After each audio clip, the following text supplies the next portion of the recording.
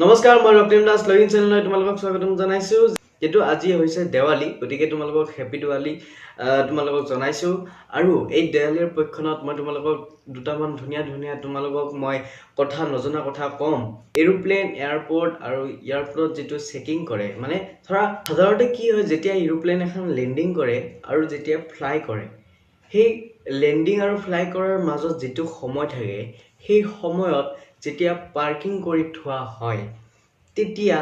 এয়াৰপোৰ্টে aeroplane খনৰ পৰা parking charge লয় মই এই ভিডিওটো থৈ তোমালোকক জনাই দিম যে এয়াৰপোৰ্টত যেতিয়া তোমালোকে এন্ট্ৰি কৰা তেতিয়া যেতিয়া চেকিং কৰা সেই চেকিং কৰা চাৰ্জটো কাৰ পৰা লয় আমাৰ পাই লয় নে এৰোপ্লেনৰ পৰা লয় গতিকে মই সকলো কথা তোমালোকক মই জনাই দিম গতিকে ভিডিওটো স্কিপ নকৰাকৈ তোমালোকে চোৱা মই তোমালোকক গোটেইবোৰ বুজাই দি আছো প্ৰথমতে মই তোমালোকক এটা কথা জনাই দিও যে তোমালোকে যেতিয়া তোমালোকে যাত্ৰা কৰা ধৰা তোমালোকে গুৱাহাটীৰ পৰা তোমালোকে দিল্লীলৈ যাবা তোমালোকে বহুত অপচন থাকে তোমালোকৰ বাস থাকে ট্ৰেইন থাকে আৰু এৰোপ্লেন থাকে সাধাৰণতে কি হয় বাসত যেতিয়া তোমালোকে ট্ৰেভেল কৰিবা তেতিয়া বহুতো চাৰ্জ পইচা লয় আৰু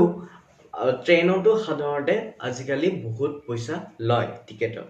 কিন্তু তাৰে সমানে ফ্লাইটত তোমালোকে যেনেকে টিকেট কাটা একে হয় আজিকালি বহুত কম পইচাতে ফ্লাইট কৰিব পাৰি আজিকালি এৰোপ্লেনৰ টিকেটও ট্ৰেইন বা বাসৰ সমানে হৈ গৈছে গতিকে তোমালোকে অতি সহজে ট্ৰেভেল কৰিব পাৰা সো গুৱাহাটীৰ পৰা দিল্লীলৈ যাবলৈ হলে আমি চাব লাগিব যে কোন কোম্পানীয়ে আমাক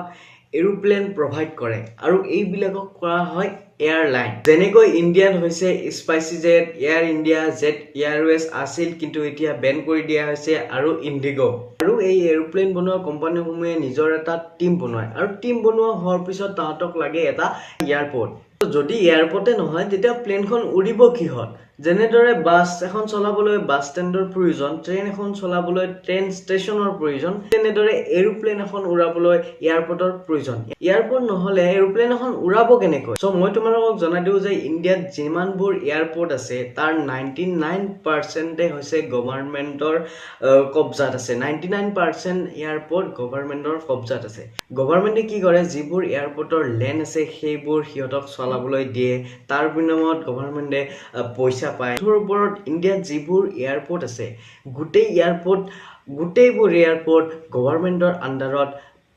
চলি আছে যেতিয়া এৰোপ্লেন এখন উৰাবলৈ ৰেডি হয় তেতিয়া এয়াৰপোৰ্ট এটাৰ প্ৰয়োজন হয় এয়াৰপোৰ্ট এটা নহয়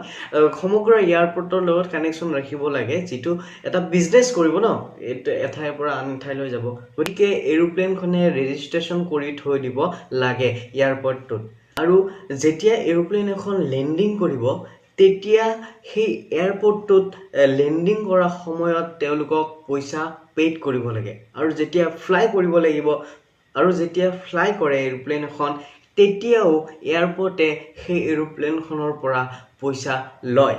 এয়াৰপোৰ্ট এটা এনেই চলি থকা নাই যে এয়াৰপোৰ্ট এটা আছে তাত এৰোপ্লেন এখন এনে লেন্ডিং কৰিব নিদিয়ে যেতিয়া এৰোপ্লেন এখন লেন্ড কৰে ধৰা ইন্ডিগোৰ এখন এৰোপ্লেন এয়াৰপোৰ্টত লেন্ড কৰিলে তেতিয়া সেই লেন্ড কৰা সময়খিনিত তেতিয়া পেড কৰিব লাগে এৰোপ্লেনখনৰ পৰা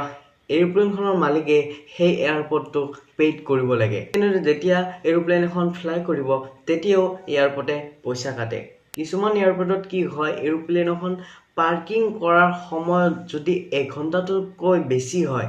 তেতিয়া পাৰ আৱাৰ এয়াৰপোৰ্টে পইচা লয় ধৰা এৰোপ্লেন এখন আইছে লেন্ডিং কৰিছে আৰু মানুহ উঠা সময়লৈকে হিয়তৰ যদি 1 ঘণ্টাতকৈ বেছি সময় হৈ যায় তেতিয়া এয়াৰপোৰ্টে এৰোপ্লেনখনৰ পৰা পইচা লয় 2 ঘণ্টা সময়তকৈ যদি বেছি সময় পাৰ্কিং কৰি থৈ দিয়া হয় তেতিয়া এয়াৰপোৰ্টে এৰোপ্লেনৰ পৰা পইচা চাৰ্জ বেছিকৈ লয় কিছুমান এয়াৰপোৰ্টে এৰোপ্লেনখনৰ ওয়েট হিচাপে পইচা কাটে আৰু কিছুমান এয়াৰপোৰ্টে যেতিয়া এৰোপ্লেন এখন কেতিয়াবা দেৰি হৈ যায় লেট হৈ যায় তেতিয়াও এক্সট্ৰা চাৰ্জ কাটে আৰু এৰোপ্লেন এখন যেতিয়া ফ্লাই কৰে তেতিয়া যদি এৰোপ্লেনখনৰ পৰা বেছি মাত মানে নইজ হয় তেতিয়াও এক্সট্ৰা চাৰ্জ কটা হয় এনেদৰে এৰোপ্লেনৰ পৰা এয়াৰপোৰ্টে পইচা ইনকাম কৰে এতিয়া তোমালোকে বেলেগ এখন ঠাইলৈ যাবলৈ তোমালোকে এয়াৰপোৰ্টত যায় তোমালোকে লক্ষ্য কৰা যে এয়াৰপোৰ্টৰ ভিতৰত এক্সট্ৰা মানুহ হক মানে তোমালোকৰ লগত যদি টিকেট নাই তাৰ ভিতৰত এয়াৰপৰ্টৰ ভিতৰত এন্ট্ৰি কৰিবলৈ দিয়া নহয় কিয় এন্ট্ৰি কৰিবলৈ দিয়া নহয় মই তোমালোকক কৈছো যেতিয়া তোমালোকে তোমালোকে টিকেট কাটা তোমালোকে তাতে লিখা থাকে passenger service charge airport development charge তোমালোকৰ টিকেটৰ ওপৰত লিখা থাকে যেতিয়া তোমালোকৰ সিকিউৰিটিয়ে চেক কৰে যেতিয়া তোমালোকৰ বেগবোৰ চেক কৰে সেই চেক এনে নকৰে তোমালোকৰ টিকেটৰ থ্ৰুদি সেই পইচাটো লৈ লয় টিকেটত তোমালোকৰ লিখাই থাকে passenger service charge airport development charge এইবোৰ লিখাই থাকে আলটিমেটলি এয়াৰপৰ্টৰ ভিতৰত যিবোৰ চেকিং বা লাইট তোমাৰ টয়লেট এইবোৰ সকলো ইউজ কৰে গতিকে এই সকলোবোৰৰ চাৰ্জ সেই টিকেটৰ পইচাৰ পৰাই লোৱা হয় তোমালোকে ভাবিব পাৰা যে এয়াৰপৰ্টৰ ভিতৰত যিবোৰ চেকিং কৰা হয় বেগ চেকিং কৰা হয় বা টয়লেট লাইট চাই এইবিলাক ফ্ৰীতে দিয়া হয় ফ্ৰীতে দিয়া নহয় তোমালোকৰ টিকেটত লিখা থাকে যে passenger service charge airport development charge এই সকলোবোৰ তোমালোকৰ টিকেটৰ পৰাই লোৱা হয় সো মুঠতে এইটোৱে যে যেতিয়া তোমালোকে ট্ৰেভেল কৰা তেতিয়া